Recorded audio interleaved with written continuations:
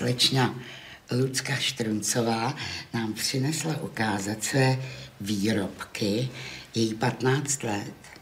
To je zajímavé, že tohle to tě zajímá, nezajímají tě počítače, to je dobře. Tak teď nám řekni, jestli dovolíš, já ti tykám. Ty bys mohla být moje vnučka, ale právě proto mě to zajímá, že je to pro mladý lidi. Takže ukaž nám, jak takovýhle krásný, třeba tyhle, to by se mi líbily na léto, že to vypadá krásně. Jak to uděláš, z čeho? A jak, co si musíš koupit, to všechno nám vysvětli. Tak koupit si potřebuji hlavně polymerovou hmotu, která je k dostání v kostičkách. Jo, takovýhle, ano, ano. Tu hmotu si vybalím, propracuji si ji ve strojku, aby byla... A já jsem si říkala, jestli budeš dělat nudle. Nebudu. Ne, ale je to jako na nudle. Přesně tak, je to úplně to samý. Musí to mít ty okraje? Ne, je důležité, aby byla propracovaná. Jo, čili několikrát to projedu. Několikrát ji projedu, ona získá tu vláčnost a konzistenci. Jo, ano, ano. A teď dál, jak to ukážeme dělám. si, jak vyrobit takovejhle náramek, ano. který má vevnitř kovovou formu. Díky tomu je tak bytelný. A tu si taky člověk koupí. Tu si taky koupí, ano. nebo pokud máš šikovný tatínky a manžely, tak si ji může i vyrobit. A pomocí ostrýho řezáku si ty okraje oříznu. To je hezky zarovnaný. Ano. A potom existují takovéhle filtrovací houbičky, ty se používají do vysavače. A my si pomocí těch houbiček tu hmotu otexturujeme, aby tam nebyly vidět ty otisky vevnitř. Jo. Takže aby byly krásně zahlazený. A zase projedeme to rovnou s tím. Když mi takhle nevyjde, tak to projedu znovu. Ano.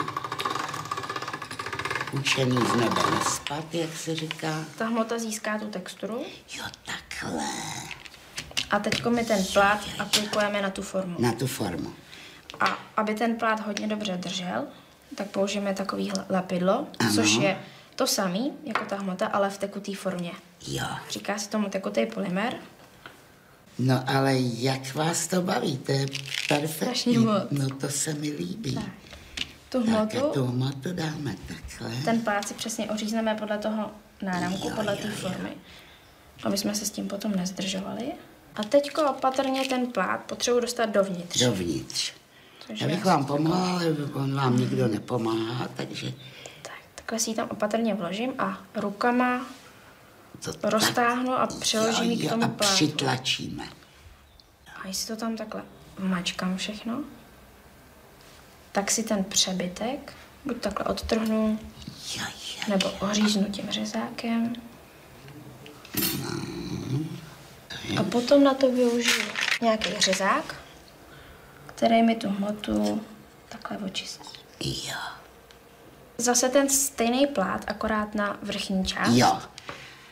A já tady využiju ten strojek a to nastavení a dám si třetí nastavení strojku, abych to měla tenčí a ty hmoty měla víc. Zase to projedu s tou houbičkou. Jo, zase. Použiju tekutý polymer, Zase. natřu zase tu nižší část. Ano, to už víme, ale teď to už víme.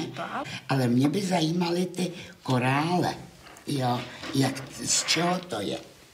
To je zase ta samá hmota, úplně stejná technika. A my si vlastně vytočíme pomocí tady toho šikovného pomocníka extruderu. Můžeme to potom použít i zase na ten náramek. Je to úplně stejný princip. Ale přece jenom tam musí být dírka.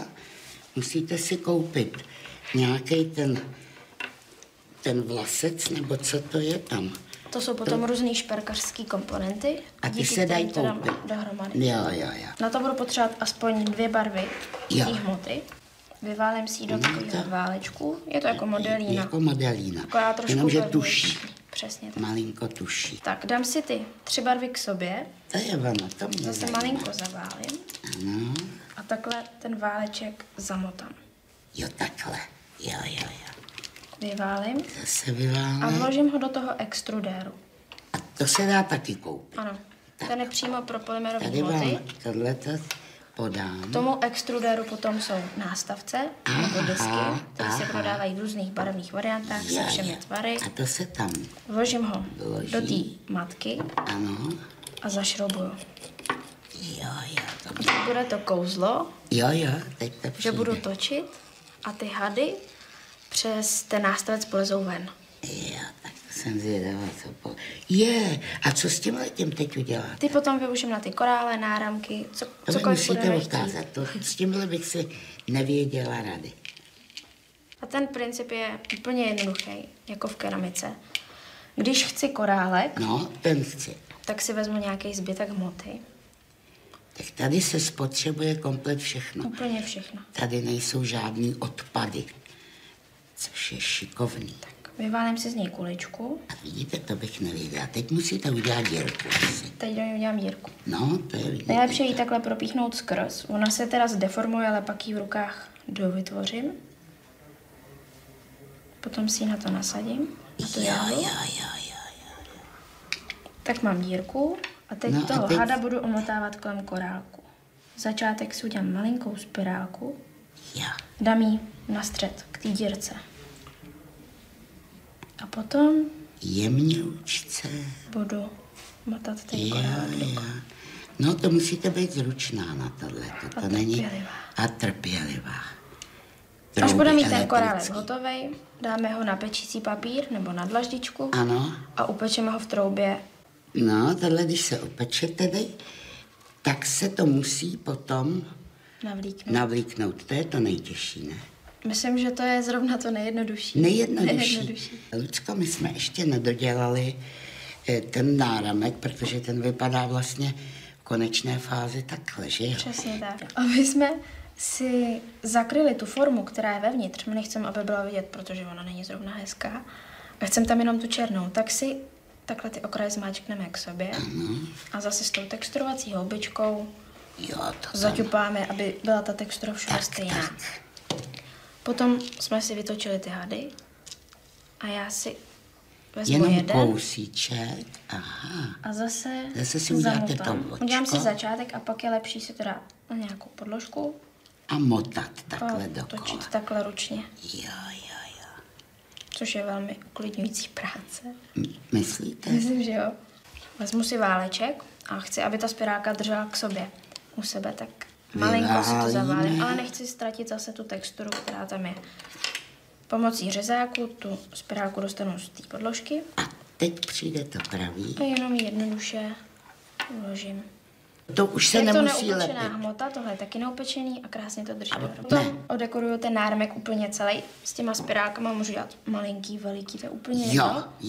A různě barevný a až to budu mít celý hotový, vložím to na tu texturovací houbičku, která se může péct v troubě taky. Jo, na texturovací houbičku. Přesně tak. Já nechci ztratit tady tu texturu na těch okrajích. Ano. Vložím to na to, položím to do trouby, upeču. A mám náramek. Nechám vychladnout a nosím náramek. Je to krásný.